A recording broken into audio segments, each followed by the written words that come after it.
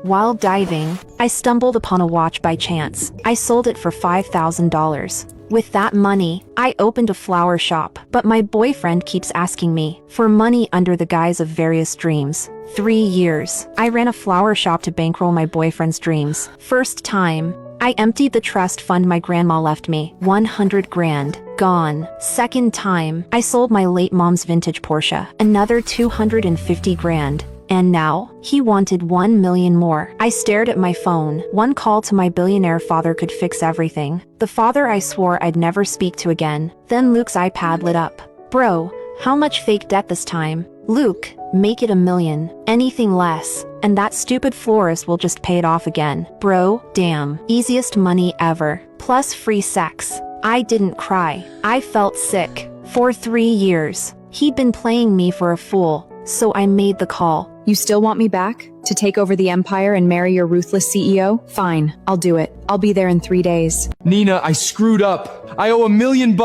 Luke played his part perfectly, but I wasn't looking at his face. I was looking at his wrist. It was a Richard Mille, at least 2 million. He was wearing a $2 million watch, and I was still stupid enough to consider taking out a loan for him. It's a fake, baby. I'll buy you a real one soon, I promise. He thought I was clueless. Just some poor girl who couldn't tell the real thing from a fake. The iPad on the table lit up again. More messages popped up. Bro, how's she paying this time? Selling her house? Or selling herself? Bro 2, if she starts selling herself, I want first dibs.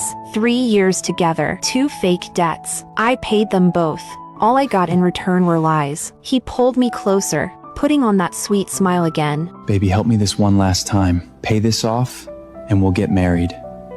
I promise. A billionaire pretending to be broke, still trying to squeeze the last dollar out of me. I was too tired to even yell. But Luke, I'm out of money. He froze, his face twisted with anger. Wow! Are you giving up on me? So you think I'm a failure too? I thought you were different! He stormed out, slamming the door behind him. He expected me to run after him, but I didn't call him back.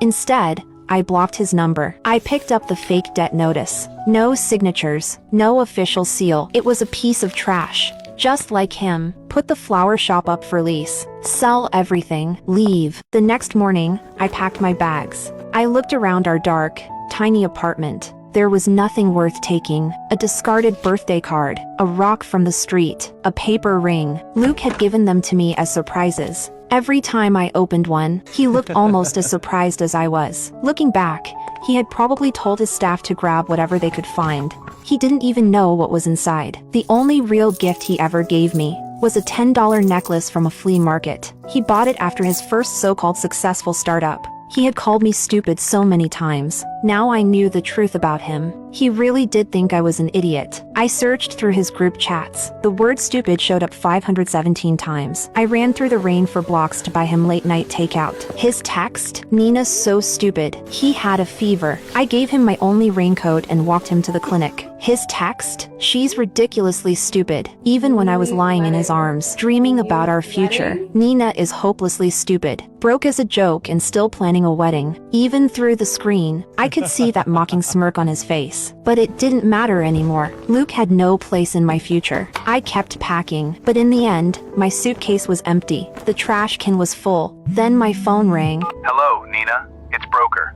I have some news for you.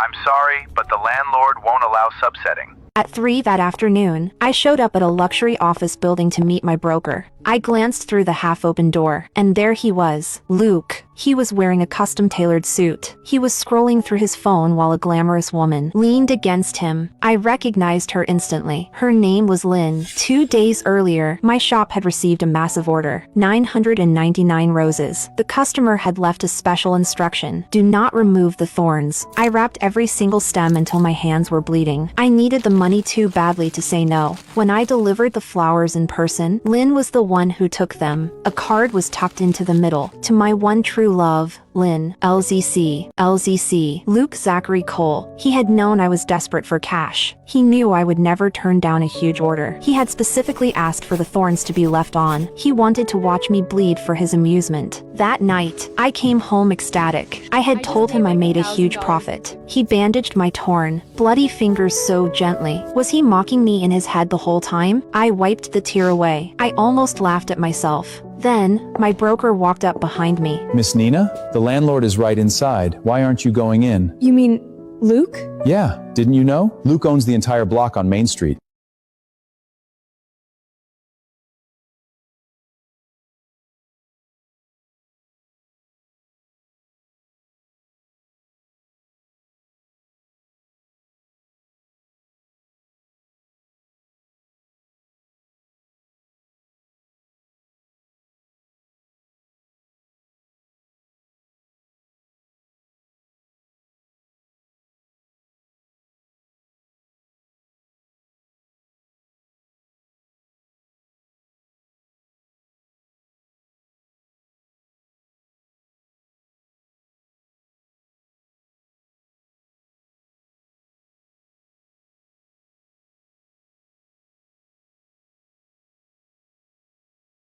For 27 years, I had run from my real family. Now, the billionaire father I hated was my only way out. Dad, please.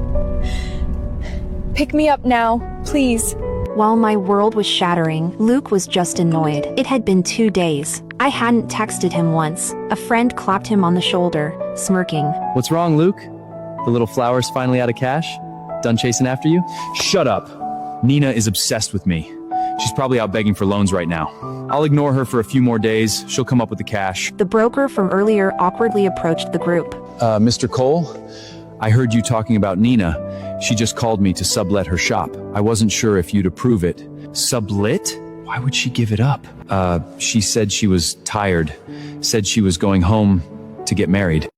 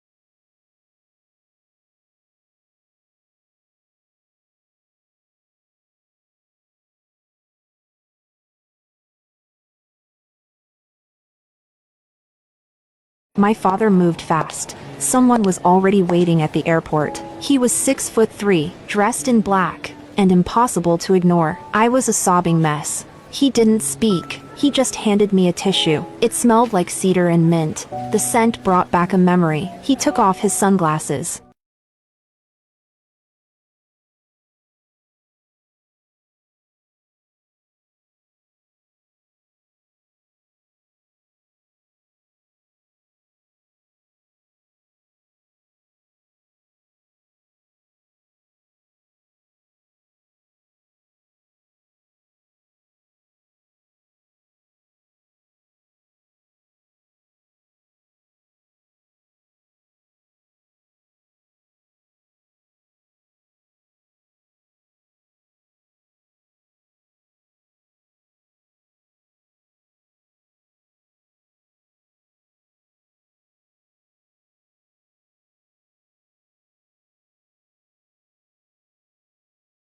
I finally studied him. He looked untouchable. A sharp jaw, a small scar through his right brow, a face too handsome to trust. Suddenly, he turned his head. Our eyes locked. I panicked and stared out the window. But in the reflection of the window, I saw the tips of his ears turning red. The man everyone feared was blushing. Do you need more water? He asked, almost stumbling over the words. No, I'm fine. Suddenly, the plane dropped. Severe turbulence. He reacted on instinct. His hand closed around my shoulder, shielding me. The heat of his palm burned through my thin shirt. When the plane steadied, he pulled his hand back. The cabin fell still again. So why was my heart beating this fast? When we got to the estate, it was late. My father was waiting in the dining room. I hadn't seen him in 3 years. His hair was grayer. He looked old. I expected a lecture or an apology. Instead, he just told me to eat. Then he kept filling my plate. My eyes burned. I hated him for what he did to my mother, but I knew he loved me. After dinner, my father finally spoke. I'm extremely sorry. Due to the heavy fog in London at that time, I missed the last chance to see your mother. I couldn't forgive him for her, but he was my father anyway. Derek came downstairs after work. He smelled faintly of smoke. I wrinkled my nose. I won't smoke around you again. Nina, I've been managing the empire for your father. Now that you're back, I'll hand it over to you. You were top of your class at Harvard Business School. You'll do fine. And if there's anything you don't understand, ask me. Thank you, Derek. You've thanked me too many times today. This marriage was arranged to protect the company. But if you don't want it, I can call it off. No, I'll marry you. I'm just afraid it's unfair to you.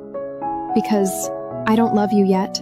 He swallowed hard. I'll announce the wedding to the press tomorrow. We'll marry the day after. Derek turned to leave. The scent of cedar and mint drifted past me. For a second, my heart stumbled. Derek, have you ever been to Seattle? He didn't answer. He just walked away. 2 days later, it was our wedding day. Derek had flown in a couture gown from Paris, shimmering with crystals. I stood before the mirror, my fingers brushing the silk. For the first time in years, I felt excited.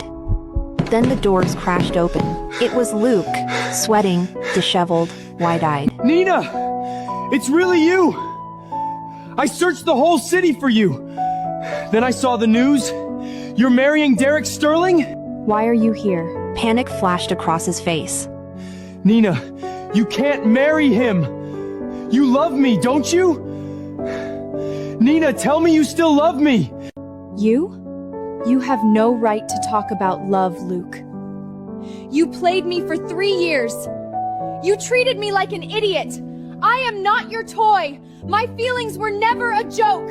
Luke collapsed into a velvet vanity chair. Nina, it wasn't like that. I fell for you. I swear I did. But the guys, they kept laughing at me. They said my taste was trash.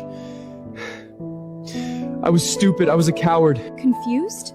I drained the trust fund my grandma left me. I sold my late mom's vintage Porsche. You let your thugs crush my cat to death. You made me wrap 999 roses for Lynn. You made me bleed just to entertain yourself. Was that just your ego too? All the blood drained from Luke's face.